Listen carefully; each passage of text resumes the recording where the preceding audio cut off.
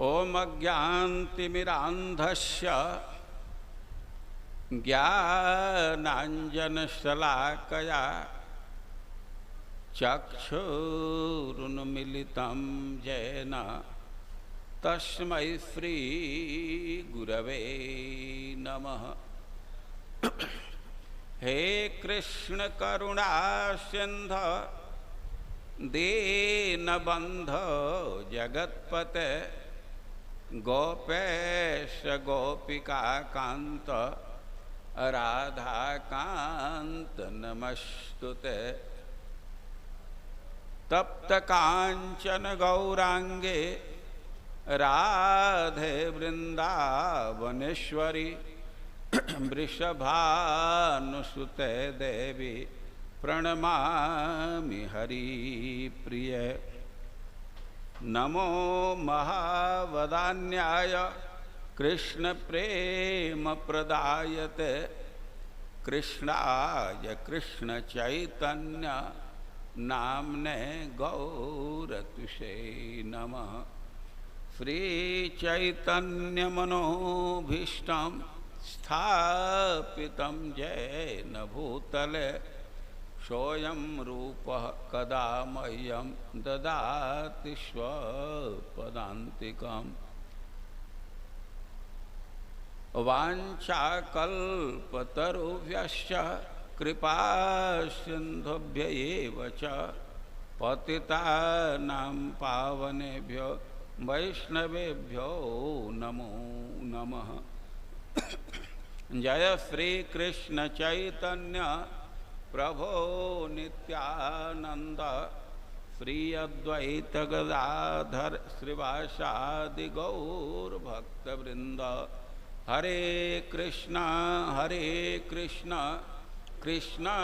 कृष्ण हरे हरे, हरे राम राम राम हरे हरे। हम लोग आवृत्ति करेंगे श्रीमद् भागवतम के प्रथम स्कंध का 8वें अध्याय का 35 नंबर का श्लोक।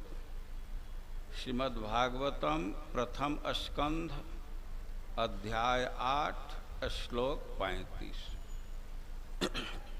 ओम नमो भगवते वासुदेवाय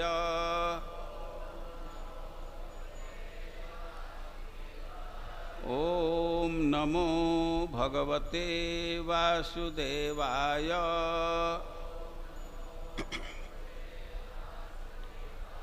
ओम नमो भगवते वासुदेवाय।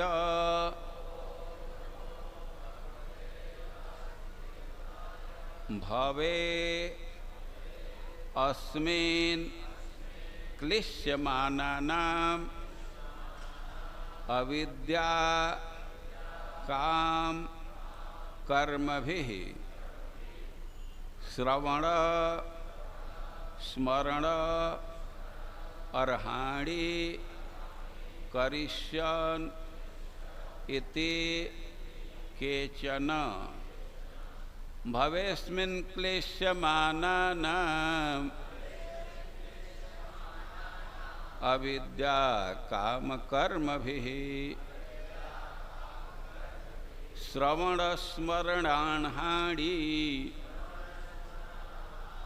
करिष्यन्निति केचन। भवेस्मिन् क्लेश्यमानानाम् अविद्या काम कर्मभिः श्रवण स्मरणार्हाणि करिष्यन्निति केचन। भवेस्मिन् क्लेश्यमानानाम् अविद्या काम कर्मभिः श्रवण स्मरणार्हाणि करिष्यन्निति केचन। भवेऽस्मिन् क्लिश्यमानानाम् भवेस्मिन् क्लेश्यमानानाम् अविद्या कामकर्मभिः अविद्या काम कर्मभिः श्रवण स्मरणर्हाणि श्रवण स्मरणार्हाणि करिष्यन्निति केचन करिष्यानिति केचन। माता जी, भवेस्मिन् क्लेश्यमानानाम् अविद्या काम कर्मभिः श्रवण स्मरणार्हाणि करिष्यानिति केचन। भवे भौतिक संसार में, अस्मिन् इस क्लिश्यमानानाम कष्ट भोगने वालों का अविद्या अज्ञान काम इच्छा कर्म भी सकाम करने के कारण श्रवण सुनने स्पर्श नहीं स्मरण याद करने अर्हाणि पूजन करिष्यन कर सकता है। इति इस प्रकार केचन अन्य लोग। अनुवाद और तात्पर्य श्रील प्रभुपाद के द्वारा अनुवाद। तथा कुछ कहते हैं कि आप श्रवण स्मरण पूजन आदि के भक्ति को जागृत करने के लिए प्रकट हुए हैं, जैसे भौतिक कष्टों को भोगने वाले बद्ध जीव इसका लाभ उठाकर मुक्ति प्राप्त कर सके। श्रीमद् भगवत तात्पर्य श्रीमद् भगवत गीता में भगवान स्पष्ट रूप से कहते हैं कि वे प्रत्येक युग में धर्म पंथ के पुनः स्थापना के लिए प्रकट होते हैं। यह धर्म पंथ भगवान द्वारा निर्मित किया जाता है। कोई भी व्यक्ति नवीन धर्म पंथ निर्मित नहीं कर सकता। जैसा कि कुछ महत्वाकांक्षी लोगों के लिए फैशन बन गया है। वास्तविक धर्म पंथ यह है कि भगवान को चरम, भगवान को परम सत्ता के रूप में स्वीकार करके और स्वयं स्फूर्त मान करके प्रगाढ़ प्रेम में उनकी सेवा की जाए। जीव को तो सेवा करनी ही है, क्योंकि स्वभावतः वह इसी के लिए बना है। जीव का एकमात्र कार्य भगवान की सेवा करना है। भगवान महान है और जीव उसके अधीनस्थ है। अतएव जीव का कर्तव्य उसकी सेवा करना मात्र है। दुर्भाग्यवश मोहग्रस्त जीव अज्ञानवश भौतिक इच्छा के कारण इंद्रियों के दास बन जाते हैं। यह इच्छा अविद्या या अज्ञान कहलाती है। ऐसी इच्छा से ही जीव विकृत विषयी जीवन पर केंद्रित भौतिक भोग के लिए तरह तरह की योजनाएं बनाता है। अतएव जीव परमेश्वर की अध्यक्षता में विभिन्न लोकों में विभिन्न शरीरों में देहांतर करते हुए जन्म मृत्यु के चक्र में फंस जाता है। अतएव जब तक कोई इस अविद्या की परिधि से बाहर नहीं निकाल लेता, अतएव जब तक कोई इस अविद्या की परिधि से बाहर नहीं निकाल लेता, तब तक वह जीवन के त्रिविध तापों से मुक्त नहीं हो सकता। यही प्रकृति का नियम है। फिर भी भगवान कष्ट भोगने वाले जीवों पर अपनी अहेतुकी कृपावश उनके समक्ष प्रकट होकर श्रवण कीर्तन स्मरण पूजन स्तवन आत्मनिवेदन तथा शरणागति के ये कुछ भक्ति हैं, जिसको जागृत करने के लिए, जिसको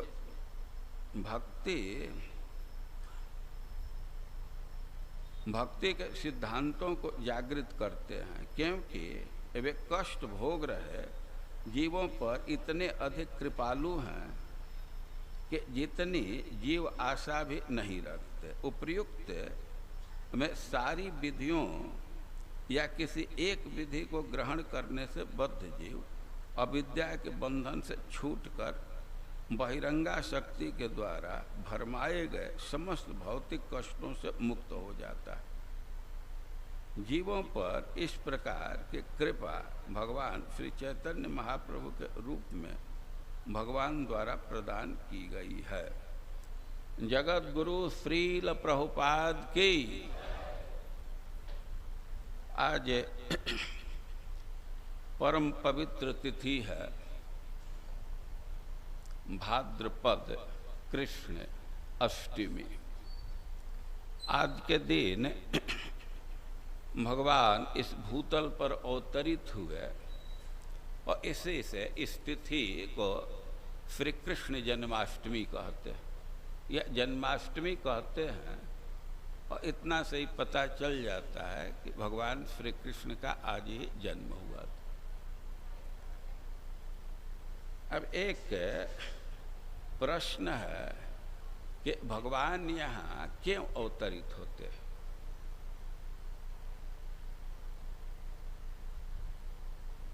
और इस विषय में अनेक उत्तर दिया जा सकता है।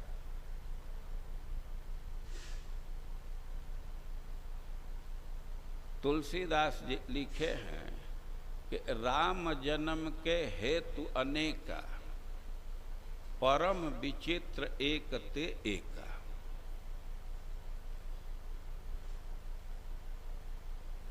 भगवान अवतार ग्रहण करते हैं और उसके पीछे अनेक कारण हैं।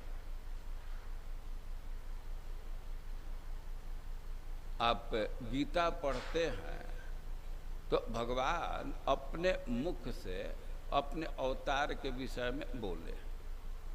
वे अर्जुन को बतलाए हैं कि यदा यदा ही धर्मस्य ग्लानिर्भवति भारत अभ्युत्थानम धर्मस्य तदात्मानं सृजाम्य। कि जब जब धर्म की ग्लानि होती है और अधर्म का अभ्युत्थान हो जाता है, अधर्म की वृद्धि हो जाती है, तो मैं अवतार ग्रहण करता। कोई प्रश्न कर रहा है कि और अधर्म बढ़ाना चाहते हैं, बड़ा है तो काहे को अवतार लेते हैं ना। परित्राणाय साधुना और विनाशाय च दुष्कृता। साधुओं के रक्षा के लिए और उसके लिए जरूरत पड़ी तो दुष्टों का संहार के लिए और धर्म संस्थापनार्थाय, धर्म की स्थापना के लिए संभवामि जुगे जुगे, मैं जुग जुग में अवतार लेता। और भगवान बिल्कुल स्पष्ट शब्दों में अपने अवतार का प्रयोजन बतला रहे हैं। लेकिन अब फिर यहाँ झगड़ा शुरू हो जाए कि धर्म का क्या मतलब है। धर्म संस्थापनार्थाय, धर्म की स्थापना के लिए। और धर्म की परिभाषा दी गई है। वेद प्रणीतो धर्म अधर्मस्तद विपर्यय। वेद जिसका विधान करता है वे धर्म है और वेद जिसका निषेध करता है वे अधर्म है। स्पष्ट परिभाषा है। और वर्णाश्रम का नहीं, धर्म का व्यवहारिक रूप वर्णाश्रम है। वर्ण और आश्रम यही व्यवहारिक रूप है। लेकिन यह तो सामान्य परिभाषा है। कुछ क्रांतिकारी परिभाषा दी गई है।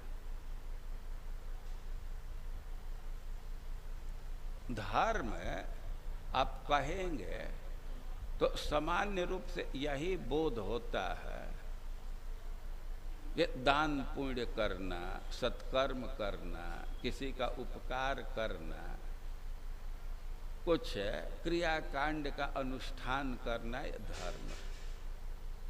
लेकिन उद्धव जी भगवान से कुछ परिभाषा पूछे। अब भगवान से पूछे तो कई एक परिभाषा दे दिए। भगवान परिभाषा दे रहे हैं एकादश स्कंध में, श्रीमद् भागवतम के एकादश स्कंध में, कि धर्म मद भक्ति कृत प्रोक्तः। धर्म का मतलब है हमारी भक्ति करना। श्रीमद् भागवतम के एकादश स्कंद के 19वें अध्याय में है। श्लोक तो हमें याद नहीं है, निकाल करके बतला सकता हूँ। ये लड़के कुछ लिख रहे हैं तो इनको खोजना होगा, मैं बतला देता हूँ अभी। और धर्म का अर्थ है भक्ति करना। जब तक व्यक्ति भक्ति नहीं करेगा तो धर्म और अधर्म में बहुत अंतर नहीं रह जाता है।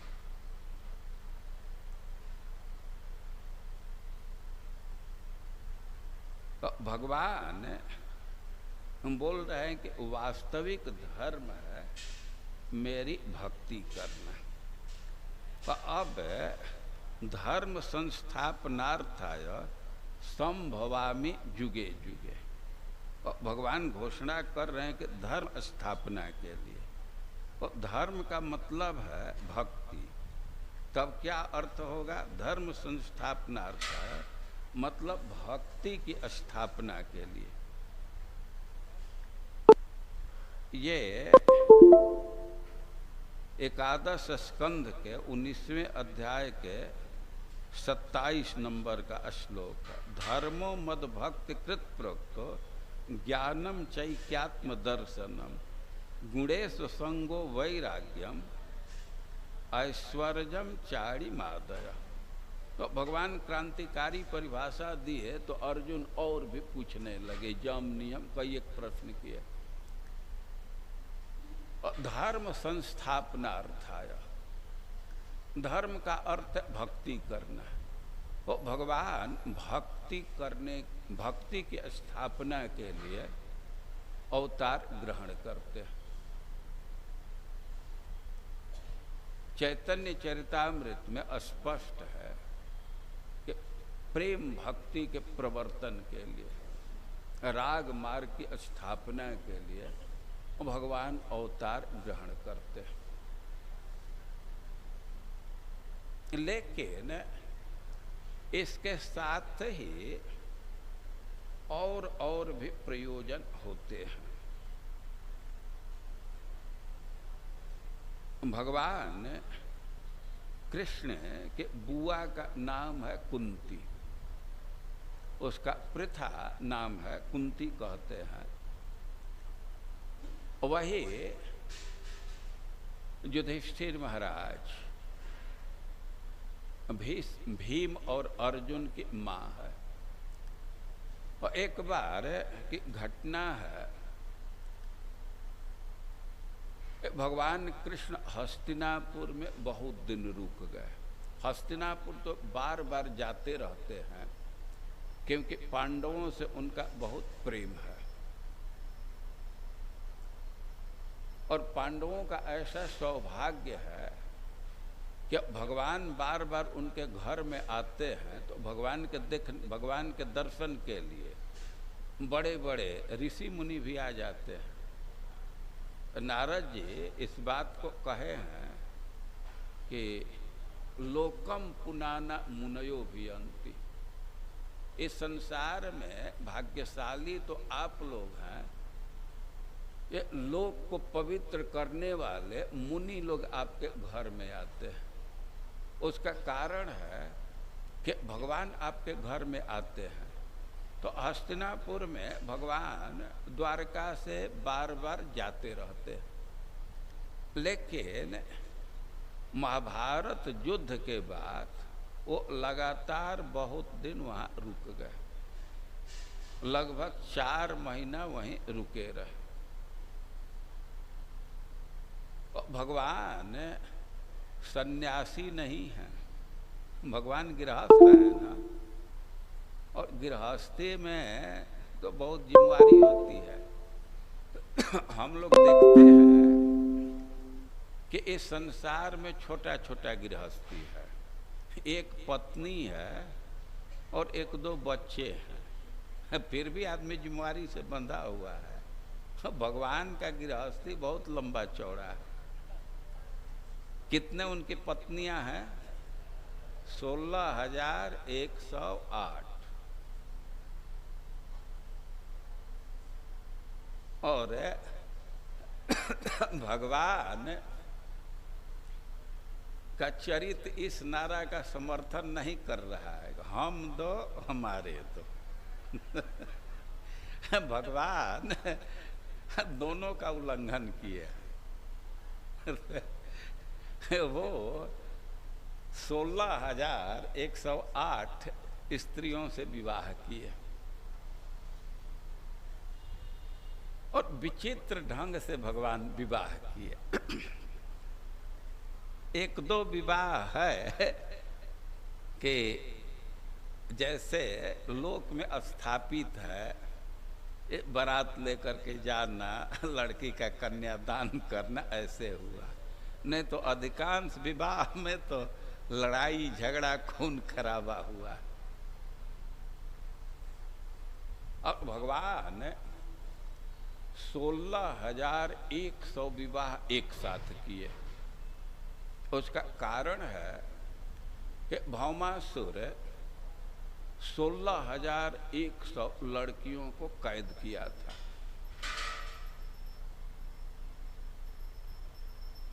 भगवान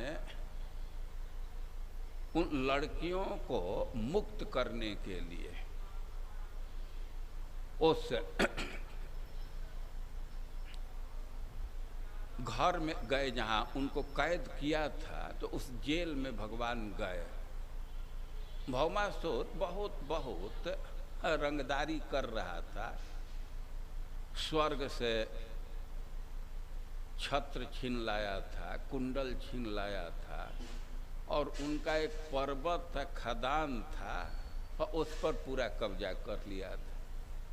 इंद्र आकर के भगवान को बतलाए कि वो तो बहुत कब्जा कर लिया है, कब्जा से मुक्त कराइए। और उसी क्रम में भगवान गए थे वहाँ। अब वहाँ गए और लड़कियों को मुक्त कराने के लिए वे बंदीशाला में गए, जहाँ लड़कियों को वो कैद करके रखा था। भगवान ज्यों ही उसमें प्रवेश किए और भगवान का ऐसा सुंदर रूप है कि लड़कियां देखी और तुरंत सब लड़कियों के मन में विचार आ गया कि यही हमारे पति बने। 16,100 लड़कियां एक साथ संकल्प आई। ज्यों भगवान पर दृष्टि पड़ी और सबके मन में आ गया कि यही हमारे पति होते। और देखिए भगवान कितने संवेदनशील हैं। अब लड़कियों का एक साथ संकल्प आया है और भगवान एक एक करके विवाह करने लगे तो कितना समय लगेगा।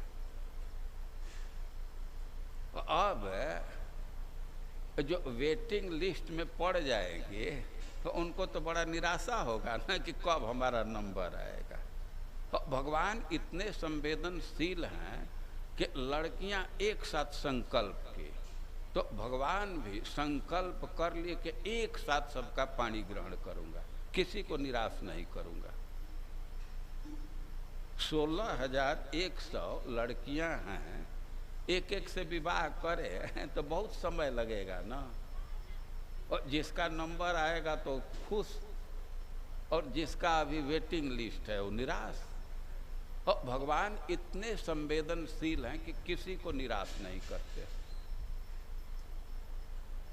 कमी हो जाती है हम लोगों के संकल्प में। कभी कभी मन में संकल्प आता है लेकिन संकल्प दृढ़ नहीं होता है। तब तक दूसरा संकल्प आ जाता है। हृदय से संकल्प कर ले वो भगवान सहायता करते हैं। कोई भगवान के पास जाना चाहता है तो एक डेग बढ़ने का प्रयास करेगा तो भगवान उसके पास 100 डेग बढ़ करके आ जाएंगे। उसका कारण है कि जीव तो परवश है, उसके कई एक बंधन है। संकल्प आता है फिर भी भगवान के तरफ जाने में कई एक अड़चन आ जाती है। वो व्यक्तिगत जिम्मेवारी है,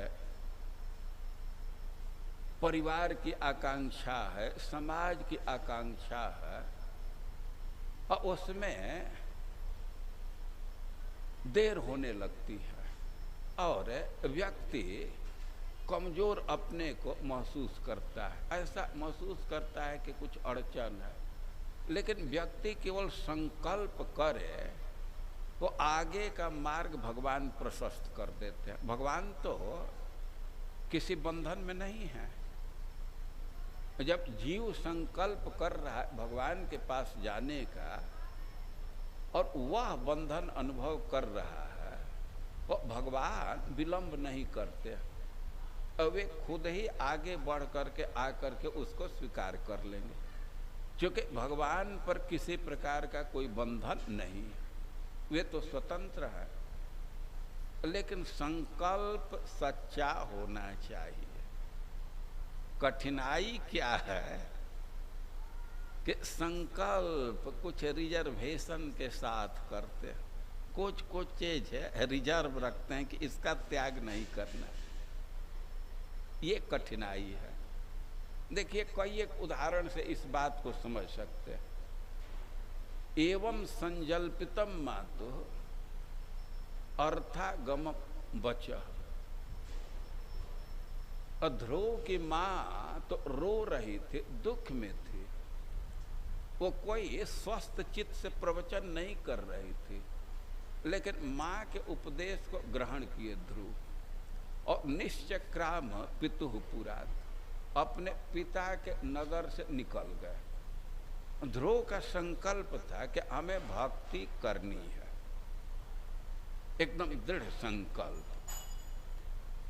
लेकिन भक्ति कैसे की जाती है ये तो कोई बतलाया नहीं। अरे भक्ति तो साधना है, अभ्यास करना होता है, उसकी विधि है। तो ध्रुव को कुछ विधि का पता नहीं था, लेकिन उनका अपना विवेक इतना काम कर रहा था कि भक्ति के लायक घर का वातावरण नहीं है। यहाँ तो ग्रुपबाजी है, यहाँ पॉलिटिक्स है, तो यहाँ भक्ति उतने ढंग से नहीं कर सकते। उनका अपना विवेक था, लेकिन कहाँ उपयुक्त स्थान है, कैसे भक्ति की जाती है ये उनको पता नहीं है। लेकिन संकल्प दृढ़ है कि भक्ति करना है, और घर से निकल गए। तुरंत भगवान नारद जी को भेज दिया। श्रील प्रभुपाद जी लिखते हैं कि जब हमारा संकल्प दृढ़ होता है, भक्ति का संकल्प करते हैं, तो भगवान या तो डायरेक्ट सहायता करते हैं या अपने किसी प्रतिनिधि को भेज देते हैं। और कैसे भक्ति करेंगे, आगे का जीवन कैसे चलेगा, इसके बहुत चिंता करने की जरूरत नहीं है। खास करके जो स्टूडेंट लाइफ में है तो बड़ा द्वंद्व में पड़ जाते हैं कि आश्रम ज्वाइन करूं कि कंपनी ज्वाइन करूं। अब तर्क आने लगता है मन में, ये भी आश्रम ज्वाइन कर लेंगे, माता पिता पैसा खर्चा किए हैं, उनकी आकांक्षा है, और उसमें भी पता नहीं हम अपने इंद्रियों पर नियंत्रण रख पाएंगे नहीं रख पाएंगे, भविष्य में कुछ हुआ तो और बेकार हो जाएगा। यह सब सोचना भगवान के भरोसे की कमी के कारण होता है। भगवान पर पूरा विश्वास नहीं है। अपने बल से व्यक्ति कार्य करना चाहता है, इसी से ये सब संकल्प आते हैं। हमारा काम है भक्ति के संकल्प को दृढ़ करना, आगे का सब भगवान सहयोग करेंगे। ये हम लोग चिंता में पड़ जाते हैं कि भगवान पर पूरा विश्वास न होने के कारण। जिसको भगवान पर विश्वास है तो किसी चीज की अपेक्षा नहीं रखता। यही विद्वानों का लक्षण है। विदुषाम किम अपेक्षित। भक्ति करने का ज्यों ही ज्ञान हुआ और उसी समय प्रवजेत वो सन्यास ले लेना चाहिए। आगे सब भगवान सब संभाल लेंगे। हम लोगों के सन्यास का इंटरव्यू चल रहा था। एक भक्त थे, अधिकारी थे, गृहस्थ थे। उनसे हमारा परिचय नहीं था और जो कमेटी के थे तो उनसे सबसे परिचय था। उस समय वो हैदराबाद के प्रेसिडेंट थे, वेदांत चैतन्य से कुछ नाम। और पूछे कि सन्यास लेंगे तो अब सन्यास का निर्वाह कर पाएंगे? और मैं तो अभी उत्तर देने वाला ही था, जब ही कहा कि अरे इतना दिन निर्वाह कर लिए भगवान के कृपा से, और गौरांग प्रभु थे, वे बोल दिए आगे भी वैसे कर लेंगे। हमको नहीं बोलना पड़ा।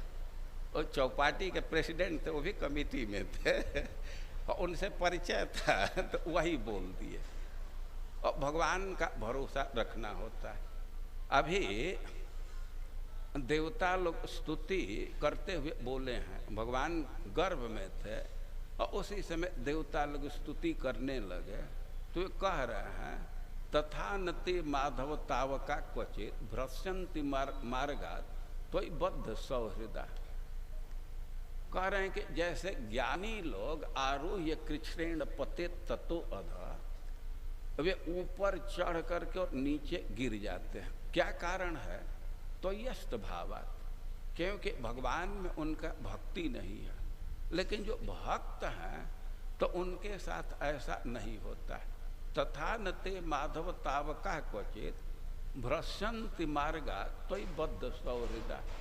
वे तो सौहार्द से अपने को आपसे बांध लिए हैं और उनका पतन नहीं होता है। वे तो विघ्नों के सरदार के मस्तक पर पैर दे करके चलते हैं।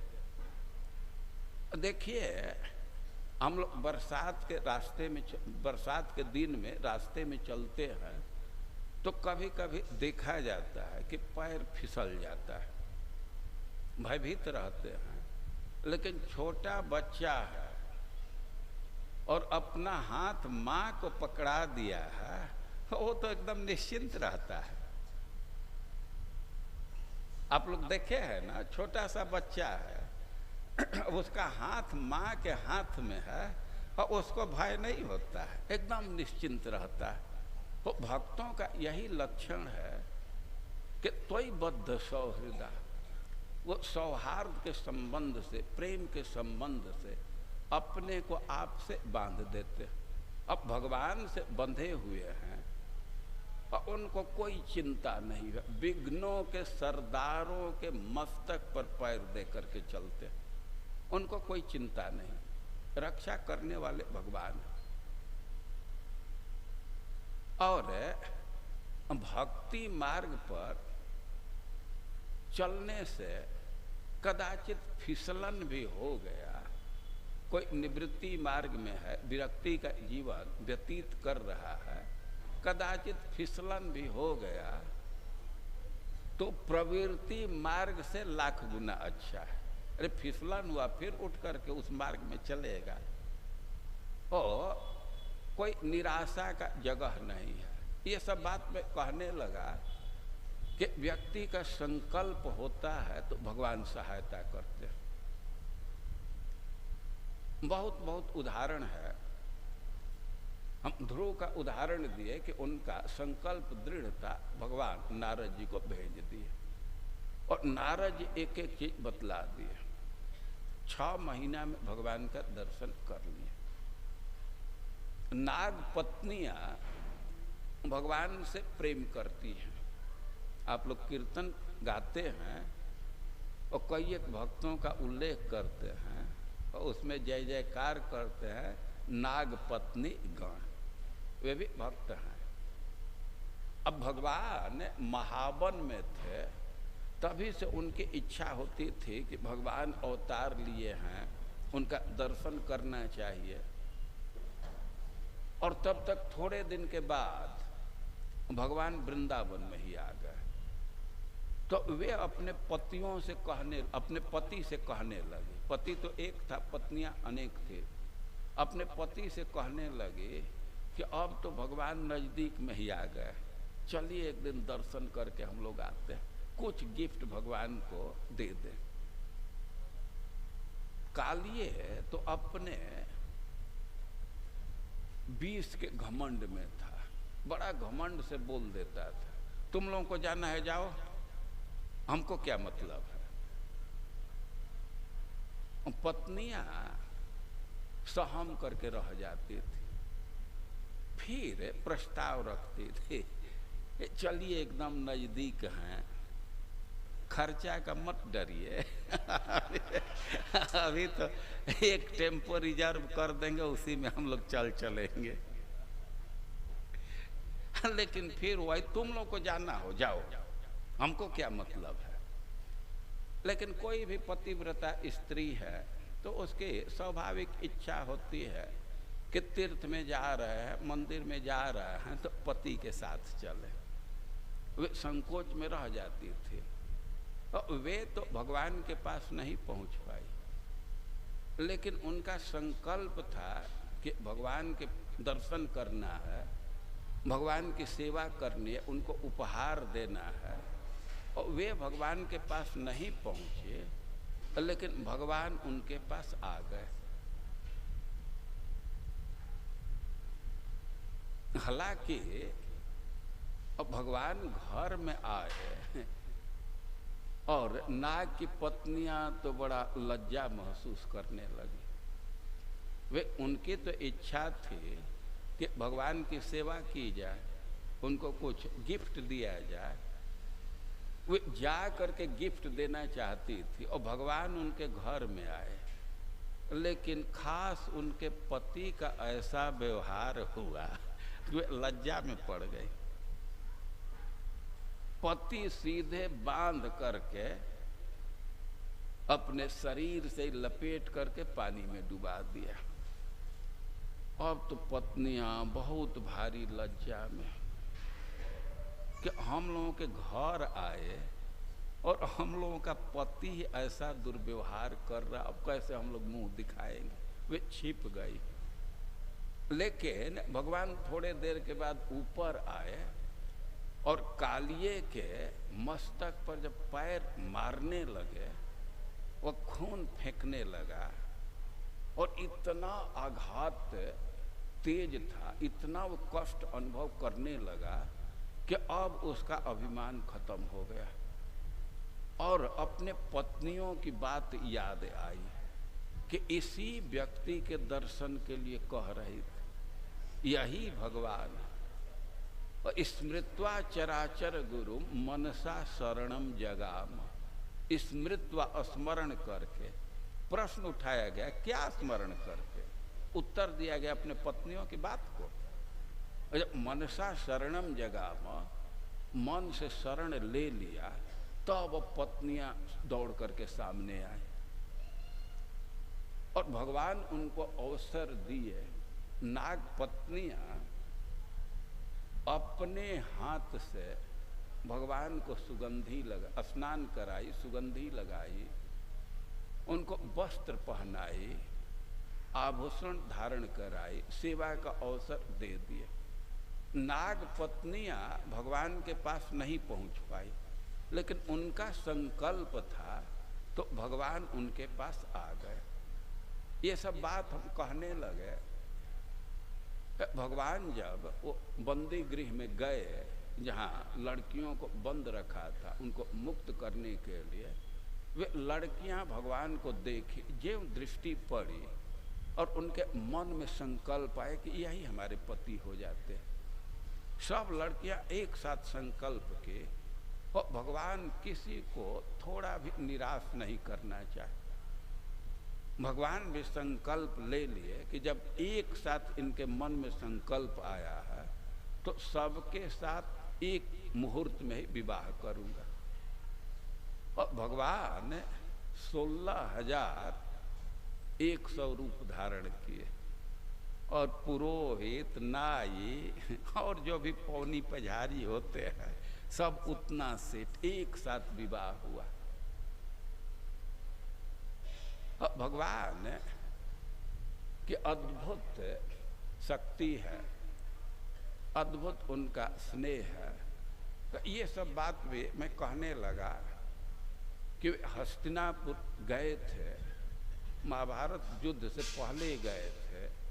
अब महाभारत युद्ध के बाद बहुत सारी स्त्रियां विधवा हो गई,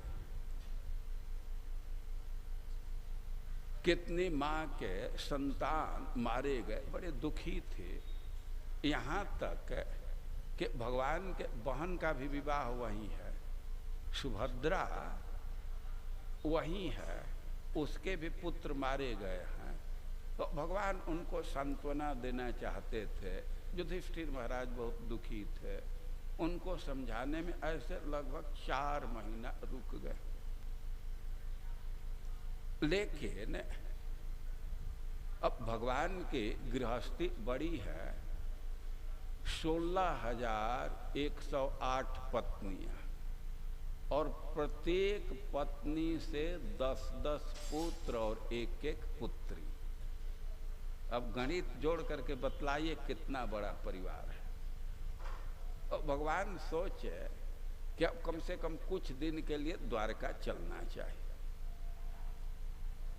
और भगवान रथ पर बैठ गए थे कि द्वारका जाना है, और तब तक अश्वत्थामा ब्रह्मास्त्र चला दिया। भगवान उत्तरा की रक्षा किए, उत्तरा के गर्भ की रक्षा किए, और फिर द्वारका जाने के लिए तैयार हो गए। लेकिन अब उत्तरा की रक्षा किए, परीक्षित के ब्रह्मास्त्र से रक्षा कर दिए, तो कुंती के मन में भगवान का ऐश्वर्य भर गया, और भगवान की महिमा का गान करने लगी। और उसी क्रम में वह भगवान के अवतार के विषय में भी वे कई एक बात बोली। तो माँ कुंती कह रही है भगवान से ही कि के चिदाहु रजम जात पुण्य श्लोकस्य कीर्तय। कुंती कह रही है कि कुछ लोग कहते हैं कि आप युधिष्ठिर का जस फैलाने के लिए अवतार ग्रहण किए। पुण्य श्लोकस्य कीर्तय, पुण्य श्लोक। पुण्य श्लोक 2 राजा के लिए शब्द प्रयुक्त किया जाता है। पुण्य श्लोको नलो राजा, पुण्य श्लोको युधिष्ठिर। और कुंती कह रही है कि युधिष्ठिर के कीर्ति के विस्तार के लिए, उसका जस फैले, इसके लिए आप अपने प्रिय जदु महाराज के वंश में जन्म लिए, और केवल जन्म लेने से ही उस वंश का जस फैल गया। जैसे जिस वन में चंदन उत्पन्न हो जाता है तो उसका जस फैल जाता है। अरे पर्वत तो बहुत है, लेकिन मलयस्यैव चंदन। अब मलय पर्वत में चंदन उग गया तो उसका नाम बहुत फैल गया चंदन के चलते। तो आपके इस वंश में अवतार लेने से इस वंश का कीर्ति फैल गया। भगवान जदु वंश में अवतार लिए, और भगवान के चलते उस वंश का बहुत महिमा बढ़ गया। यदुवंश के विषय में कहा गया है कि यदोर वंशम नरः श्रुत्वा सर्व पाप ही प्रमुच्यते। यदु महाराज के केवल वंश को सुन ले, कोई वंशावली सुन ले, केवल नाम सुन ले, तो सब प्रकार के पाप से मुक्त हो जाएगा। और एक सिद्धांत के अनुसार महाराज युधिष्ठिर का जस फैलाना था, और इसके लिए अपने प्रिय यदु महाराज के वंश में जन्म लिए। और अपरे वसुदेवस्य देवक्याम याचितो व्यगात अजस्तमस्य क्षेमाय बधाय च सुरद्विषा। एक दूसरा सिद्धांत है कि वसुदेव जी और देव की प्रार्थना किए थे कि हमारे आप पुत्र बनिए, हम आप जैसा पुत्र चाहते हैं। पहले अवे प्रार्थना किए, तपस्या किए थे, भगवान प्रकट हुए तो पुत्र ही मांगे। वसुदेव जी तो अफसोस कर रहे हैं कि पहले तो हम लोग तपस्या किए लेकिन भूल हो गई, हम लोग मुक्ति नहीं मांगे, पुत्र मांग ली।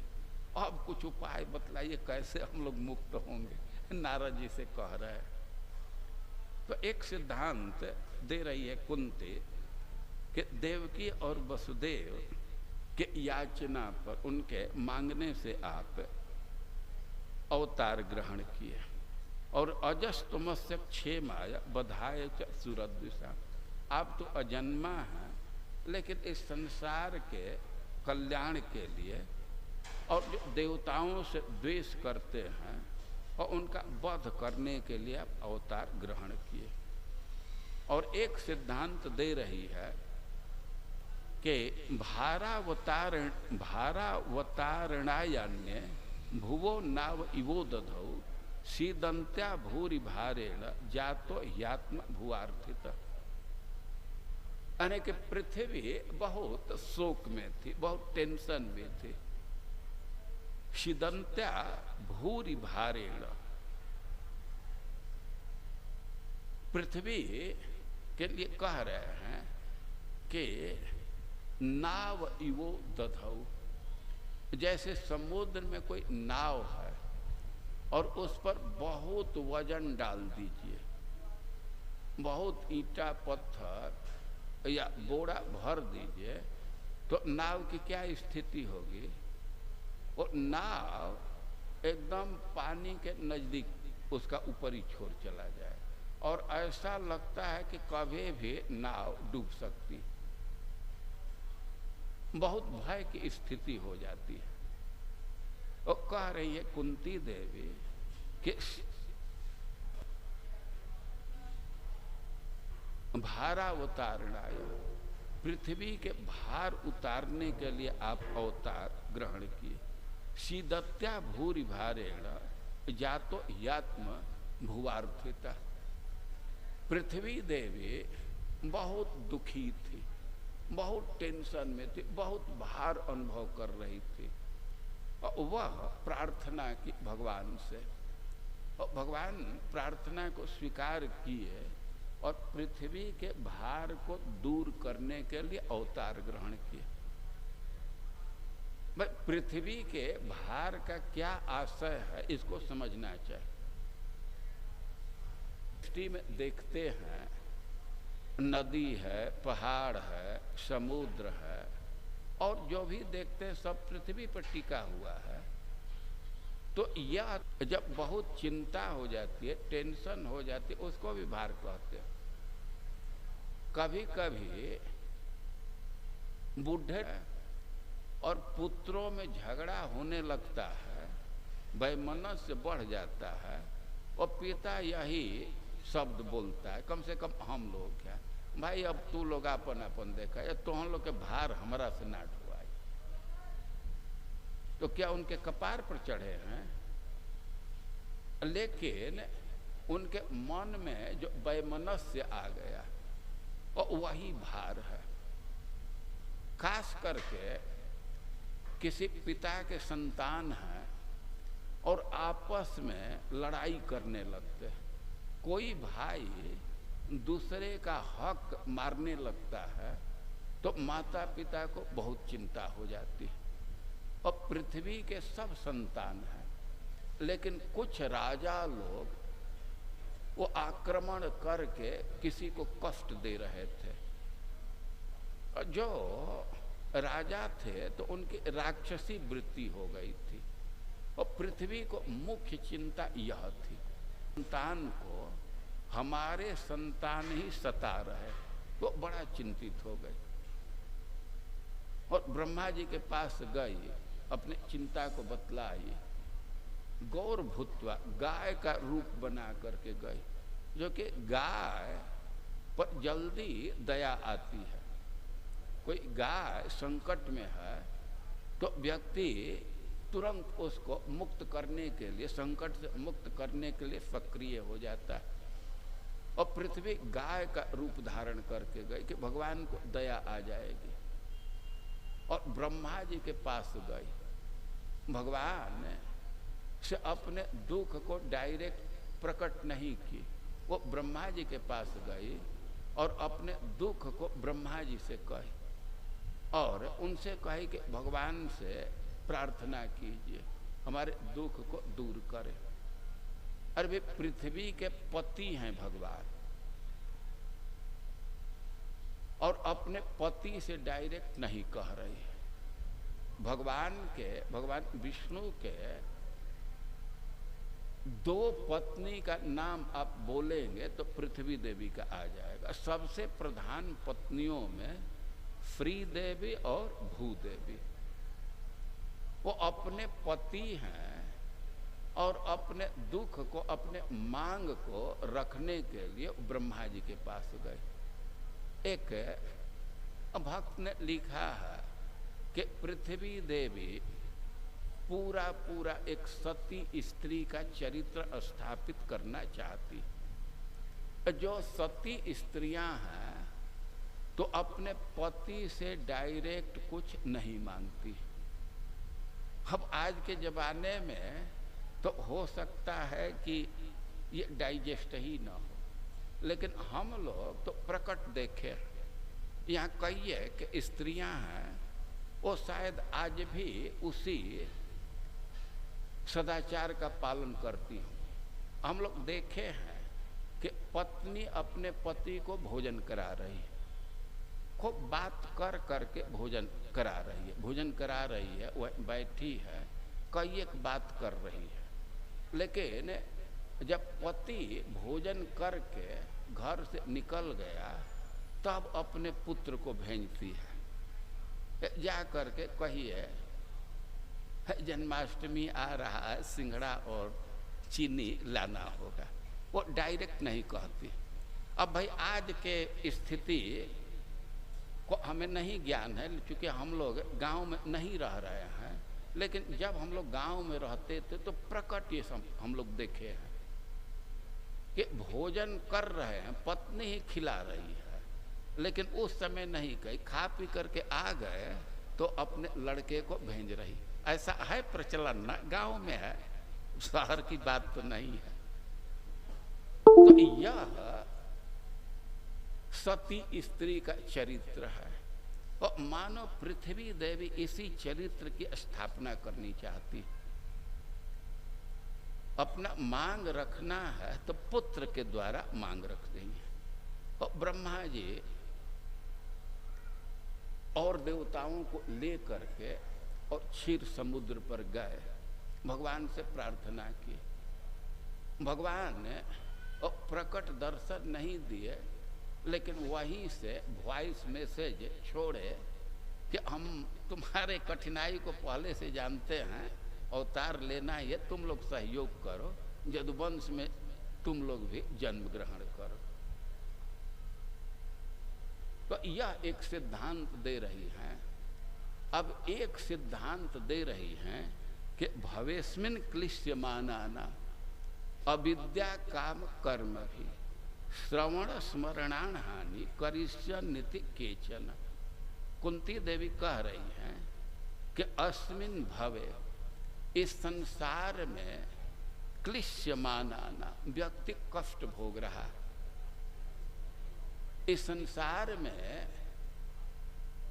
पद पद पर कष्ट लगा हुआ। भगवान तो इस संसार का स्वरूप ही बतलाया, दुखालयम अशाश्वतम, ये दुख का भंडार है। विचित्र व्यसनात्, यहाँ अनएक्सपेक्टेड मिजरी आया करती, विचित्र विचित्र दुख आया करता।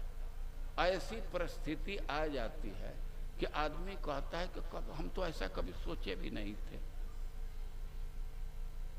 इस संसार का स्वरूप है कि जिससे आदमी बहुत प्रेम कर रहा है, उसका साथ नहीं छोड़ना चाहते, तब तक उसी का वियोग हो जाता है। कभी कभी तो अस्थाई वियोग हो जाता है, उसका निधन ही हो जाता है। और किसी के साथ नहीं रहना चाहते। सांप बिच्छू के साथ कौन रहना चाहता है, लेकिन उन्हीं का संग हो जाता है। अपने घर में भी डेरा जमा देते हैं। और इस संसार में प्रिय का वियोग हो जाता है और अप्रिय का संयोग हो जाता है। कभी कभी देखा जाता है कि जिस व्यक्ति का आदमी मुंह नहीं देखना चाहता है, उसी के गोड़ देखना पड़ता है उसके चरण की सेवा करनी पड़ती है। ये संसार का स्वरूप है।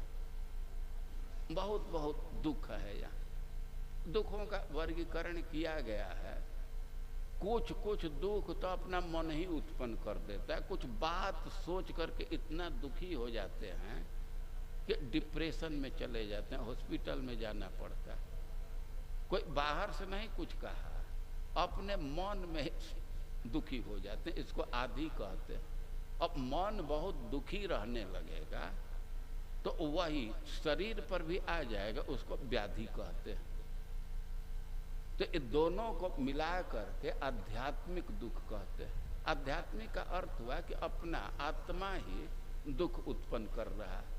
वो शरीर में फोड़ा फुंसी रोग व्याधि हो जाता है, मन में कठिनाई रहती है, तो व्यक्ति बेचैन हो जाता है, शांति अनुभव नहीं करता है। और एक दुख है, उसको आदि भौतिक कहते हैं। वे दूसरे प्राणी दुख दे देते हैं। मच्छर हैं, मक्खी हैं, ये दुख देते रहते हैं ना। और कभी कभी कोई आदमी बहुत दुख देता है, वो बहुत विरोध करता है। कभी कभी ऐसी स्थिति हो जाती है कि जिधर कोई जाता है उधर वो विरोध करने लगता है। तो किसी प्राणी से जो दुख मिल रहा है तो उसको आदि भौतिक कहते हैं। और कभी कभी देवता लोग भी दुख देते हैं, बाढ़ कर देते हैं, सूखा कर देते हैं, महामारी आ जाता है। जैसे कोरोना आ गया, कितना भारी दुख था। और इसको आदि दैविक दुख कहते हैं। और संसार में विविध प्रकार का दुख है, लेकिन हम जो भी दुख भोग रहे हैं और दूसरे का कर्म नहीं भोग रहे हैं, अपना ही कर्म भोग रहे हैं। और दुख का मूल कारण है पाप, अपना कर्म दुख का कारण। तो कहें कि अविद्या काम कर्म भी। भाई क्यों दुख भोग रहे हैं? तो अपने कर्म के चलते बुरा कर्म किए हैं तो इसलिए दुख भोग रहे हैं। अरे बुरा कर्म किए हैं तो कर्म ही क्यों किए? कर्म नहीं करना चाहिए था। तो कह रहे हैं कि कामना के चलते, इच्छा के चलते। अब भोग की इच्छा है तो भोग प्राप्त करने के लिए कर्म करना पड़ता है। अब फिर प्रश्न होगा कि भोग की इच्छा क्यों आती है? तो कह रहे हैं कि अविद्या के चलते।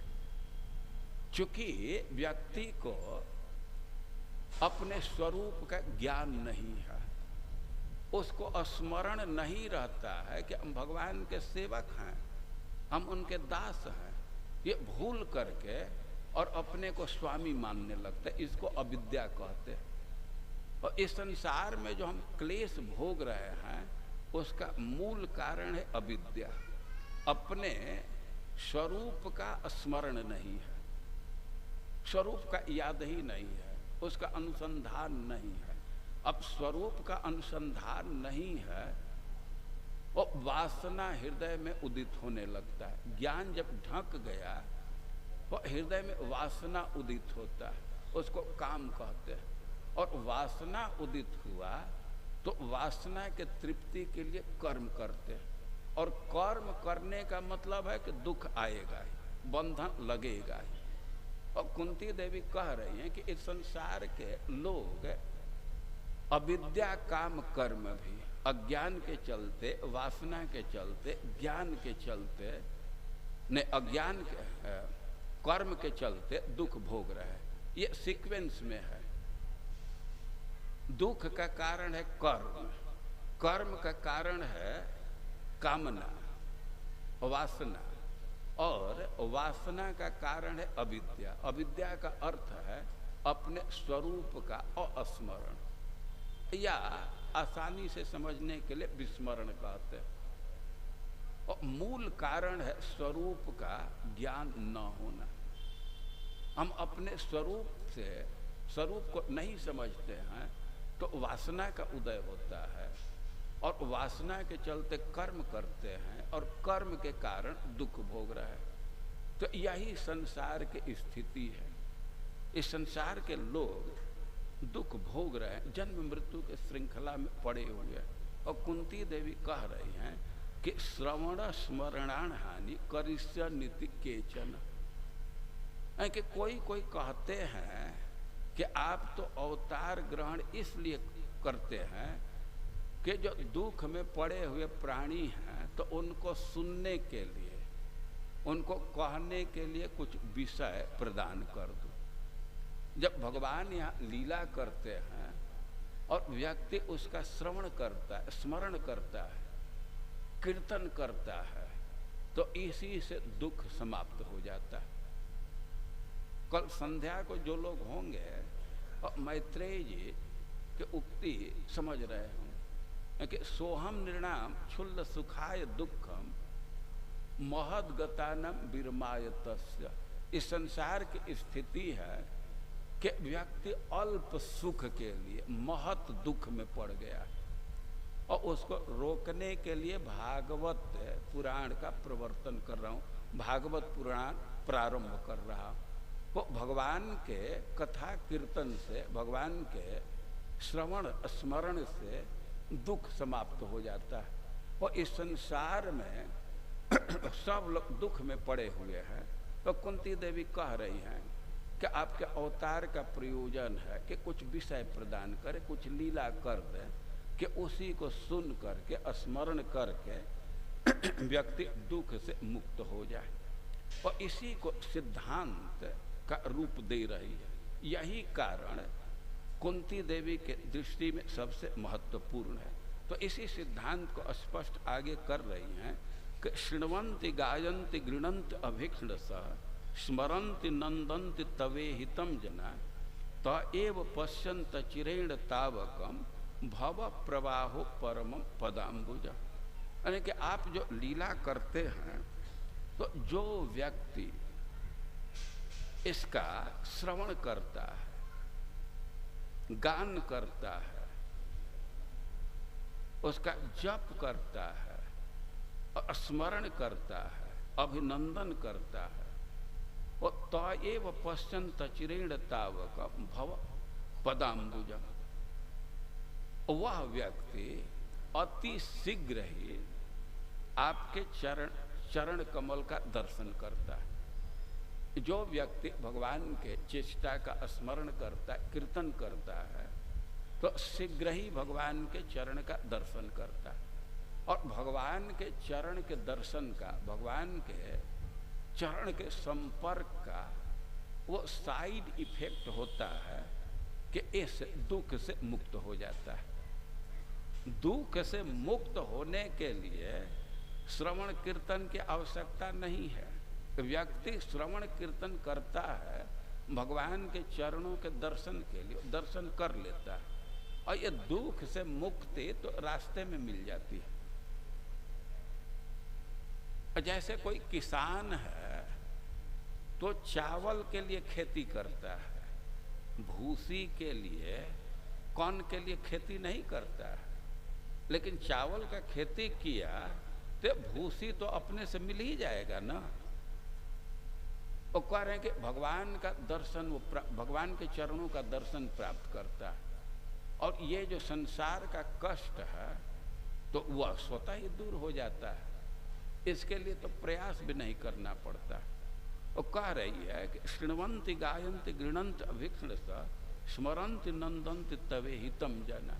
जो व्यक्ति आपके हित का, आपके लीला का, आपके चेष्टा का श्रवण करता है, गान करता है, जप करता है, स्मरण करता है और अनुमोदन करता है, तो एव पश्यंत अचिरेण तावकम पदाम्बुजम, वो शीघ्र ही आपके चरणों का दर्शन करता ही है। यहाँ तो एव, ये एव शब्द को कई एक जगह लगा सकते हैं। जो श्रवण कीर्तन करता है तो एव पश्यंती, वही देखता है, और तो एव पश्यंती एव, वह देखता ही है। भगवान की भक्ति निष्फल नहीं जाती है। भक्ति करेंगे तो भगवान का चरण मिलेगा ही, और अचिरेण एव, शीघ्र ही मिलेगा। तो ऐसे एवा को कई एक जगह लगा सकते हैं। और जब ही भगवान के चरण की प्राप्ति हुई तो भव प्रवाहो परमम, ये जो जन्म मृत्यु की श्रृंखला है तो यह स्वतः ही समाप्त हो जाती है।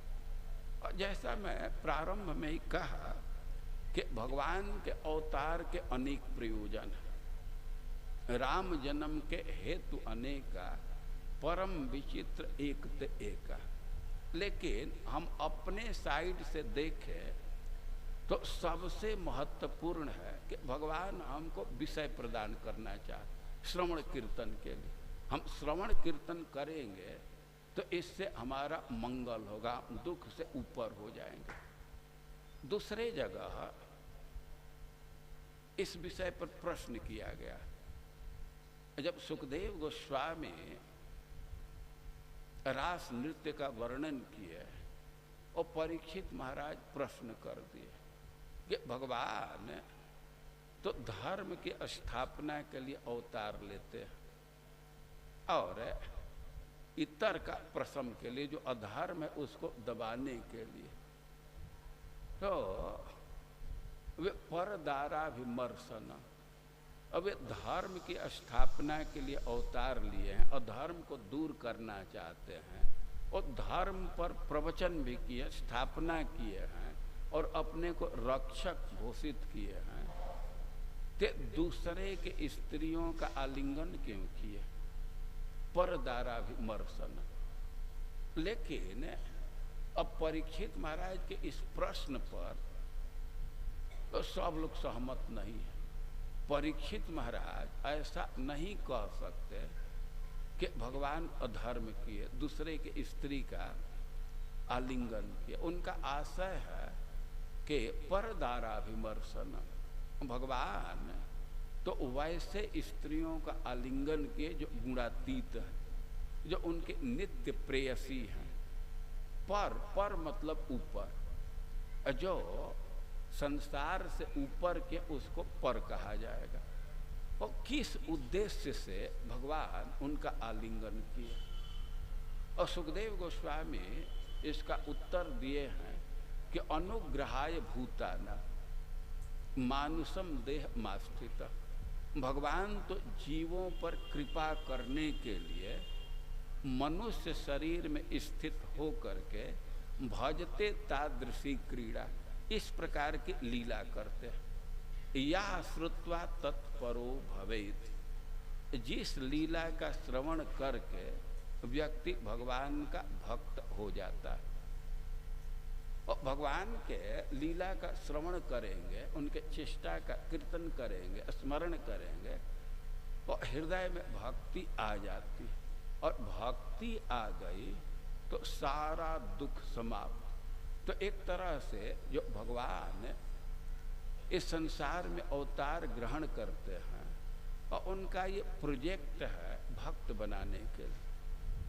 अब वे लीला करते हैं, लीला का श्रवण कीर्तन करके व्यक्ति भक्ति में लग जाता है, और भक्ति में लगने से उसके सारे दुख समाप्त हो जाते हैं। और इस प्रकार कोई भी सिद्धांत भगवान के अवतार के विषय में और उसके विशद व्याख्या की जरूरत है। कई एक बात को प्रस्तुत करने से बातें स्पष्ट होती हैं, और हम एक सिद्धांत को थोड़ा सा स्पष्ट करने का प्रयास किया कि भगवान के अवतार का मुख्य कारण है श्रवण कीर्तन के लिए विषय प्रदान करना।